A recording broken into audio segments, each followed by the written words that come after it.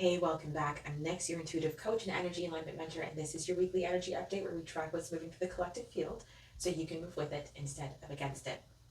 Now, this week, the cosmos is delivering something significant, and I want you to understand the weight of it before we dive into the cards, okay? Now, to kick things off, on June 14th, we open with a new moon in Gemini, a rare one, actually, with no major planetary aspects attached to it. That means it arrives clean, wide open, a genuine mental reset and a fresh slate to set new intentions around your mindset, your communication, and how you're choosing to think about your life right now. Venus continues her journey through Leo, passionate, expressive, wanting to be seen and celebrated. This energy is still very much alive in the field, and it's asking you to show up for yourself beautifully this week, adorned, tended to, unapologetically present, okay? And then on the 19th, we've got Chiron that enters Taurus. Now, Chiron is known as the wounded healer, and for the past 8 years, Chiron has been moving through Aries, healing the rawest, most tender wounds around identity, self assertion, and the courage to simply exist as yourself. 8 years. That process began in 2018 and has not been easy for any of us. And now that chapter is completing. Chiron takes its first steps into Taurus, the sign of the body, self worth, abundance, security, and the physical vessel. This is just a preview, though, because Chiron will dip back into Aries briefly in September before fully settling into Taurus April 2027 through 2033. But this week we get our first taste of what's coming, and what's coming is a collective healing of relationships with our bodies, our worth, and our abundance. Alrighty, so the cosmos have spoken. Now let's let the cards do the same. Now, each week we move through 4 cards. The first gives us the energy of the week. The second tells us what's being asked of us. The third highlights the energy center calling for attention. And the fourth shows us how to hold and integrate it all together. Now, first up on the docket, sorry, the energy of the week is skull, endings, and number 29. Hopefully, there we go. Now, I know how people feel about endings. Well, I know how I personally feel when a symbol of endings shows up in a reading. There's this immediate knee-jerk reaction of what's about to fall apart now, what difficult thing is coming my way, and every time I've had to sit with it. I've had to breathe through my own initial reaction before getting the deeper message.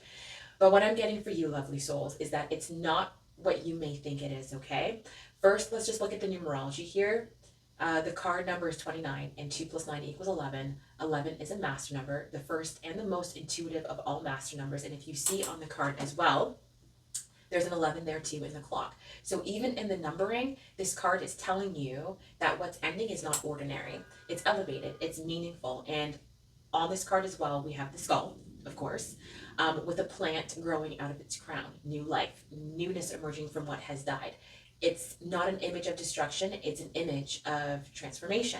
And this week, with Chiron completing 8 years in Aries and stepping into Taurus for the first time, this is the skull card in the cosmos. 8 years of identity healing, ending, a new chapter of embodied worth and healing beginning.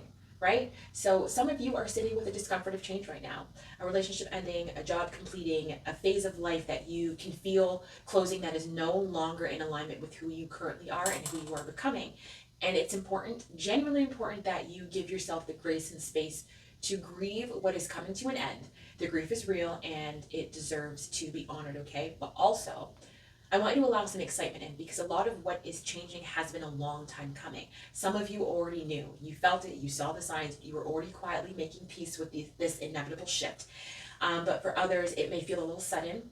But once you move through the grief and you look back, you'll recognize that you saw the signs too. And honestly, you always do in hindsight, right?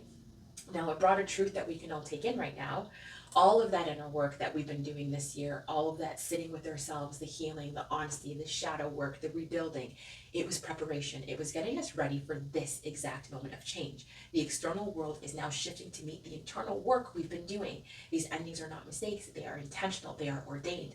And a lot of them are actually really, really good things coming to completion. Okay? Change is evolution, and evolution, even when it's uncomfortable in the moment, is one of the most beautiful things that can happen to a person in hindsight. And honestly, the sense of change is in the air, and it does feel good, even when it may sometimes feel otherwise. Okay? That's the energy of the week. Next up, what's being asked of us is the sacred temple. Now, this beautiful card here, it feels like it's guiding you back to yourself, back to self-respect, back to self-validation, back to the most fundamental truth of this entire journey. Your body is the temple. And your body holds the wisdom of every ancestor who walked before you. When you honor yourself, when you genuinely tend to your vessel, you are not just caring for yourself, you are honoring years of ancestral heritage, pride, power. This is not a small thing, okay? So this week, I want you to love on yourself, pamper yourself, wear the thing that makes you feel beautiful inside and out, nourish yourself, hydrate, rest, eat well, take yourself to the spa if you can go dancing, do the things that make you feel genuinely good in your body, not as a reward for surviving the hard things, but as a rite, as a practice, as an act of sacred devotion to the vessel that has carried you through so much, through everything. When we are in a season of change, right? When the external world is shifting and dismantling and recalibrating to meet the inner work that we've been doing, the inner critic gets loud. That voice that compares, that diminishes, that tells you you're not enough or you're too much or you're behind. It gets louder during transition.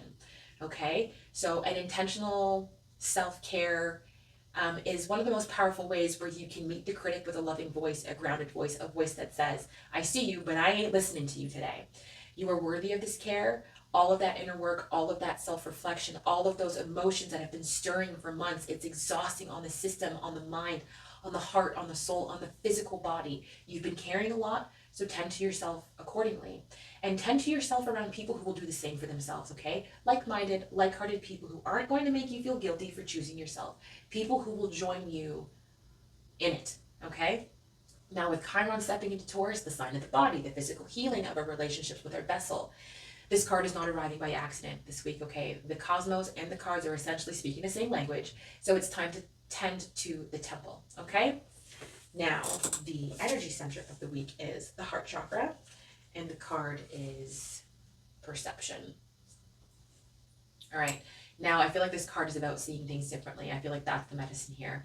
And it confirms everything that the skull card actually already told us, embracing the change, embracing the transformation, because an open heart is what will allow you to attract what you've been desiring, right? Now, our journeys bring us full circle moments. And while we're in the middle of them, especially when things aren't going the way we planned, when the obstacles show up, when it felt like we're being slingshot backwards, we always ask why. Why me? Why now? Why this? Right? So this card is here to remind you to follow through. Regardless of the hesitance, the resistance, the questions of why, you set yourself on a path for a reason. You called certain things in, prayed for certain things, asked for certain things for a reason, and the path on the way to those things got dark and mucky and hard. But every reading, every piece of guidance, every inner nudge has been telling you to the same thing. Keep stepping forward. Going back is not an option. Once you have truly set your energy on a desired outcome, your energy shifted to align with it. The energy around you shifted to align with it. And it is working, even if it doesn't look like it yet, okay? So sit with this when you can. When your blessings start landing with more conviction, when the desires start showing up more clearly, when the abundance begins arriving in ways you can actually feel and touch and see, how are you going to allow yourself to feel in that moment? Are you going to receive it fully, or are you going to minimize it, second guess it, and wait for it all to be taken away? Okay? Abundance isn't just coming, it is in some ways already here. So the question is whether you are allowing yourself to see it and feel it. Because honestly, lovies, good things are on the horizon. Better experiences, richer experiences, more embodied ones. Your heart is transforming. You are not meeting these changes with old eyes. You are meeting them from newness, from healing, from everything you've learned and earned and grown through. So see that and honor it, okay? Now, how we hold it all and integrate all this together. Inspiration. Inspiración. Now, it's not the kind that descends from the skies like a lightning bolt while you're sitting on the couch waiting for it. That's not how inspiration works. And I feel like I pulled this before. Now, inspiration is a choice. It's a spark that is waiting for you to give it permission to ignite. It is energy in motion, and it will not necessarily just come to you. You have to move toward it, okay? I feel like this wraps the reading together beautifully. Okay, there's inspiration all around you right now, and there's also inspiration within you. Some of it is alive, singing loudly, some of it is a quiet whisper, something that has been gnawing at you gently. You hear it even if you can't clearly hear it, you feel its energy even if you can't fully name it yet. The quiet gnawing, it's not random. That is the next version of you, kind of like trying to get your attention, okay? Externally, you see things that make you pause. Someone doing something or saying something, and for a moment, you imagine yourself in that moment. You imagine yourself doing that, creating that, being that. So don't dismiss that. That imagining is inspiration, trying to show you something about yourself, okay? Tending to your vessel, which is what the Sacred Temple card asked of you this week, that itself is an act that feeds inspiration. When you take care of yourself, it inspires you to pour into yourself in other ways. Opening your heart with the perception card asks you, what the perception card asks of you fuels inspiration too. Everything in this reading is feeding into everything else essentially. And with the new moon in Gemini opening fresh mental space this week and Chiron stepping into Taurus, beginning a new era of embodied healing, inspiration is not going to be hard to find right now. It is rich in the field. You just have to be willing to engage with life, stay curious, and allow creative forces to move through you, okay? So will you allow yourself to embody the inspiration and move with it, like with intention? That is essentially the question, the invitation. That's how you hold this week. My dog is barking. Let me try to wrap this up. That's your energy for the week of June 14th through the 20th, okay? Now remember, the summer solstice arrives on June 21st. That's the midpoint of the year, a threshold, a moment to pause and take stock of everything you've moved through since January. You have come so much further than you know.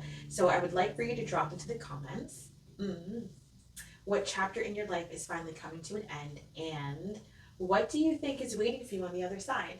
I genuinely want to know. This is a very worthy conversation. Now, if you're new here, welcome, welcome, welcome, welcome, welcome, welcome.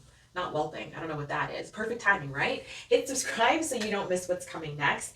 And if someone in your life is in the middle of a painful ending right now and needs a reminder that something new is already growing, please send this to them. This might be exactly what they need to hear today. So until then, take care of that beautiful energy of yours, beloveds, and I will see you next week. Take care.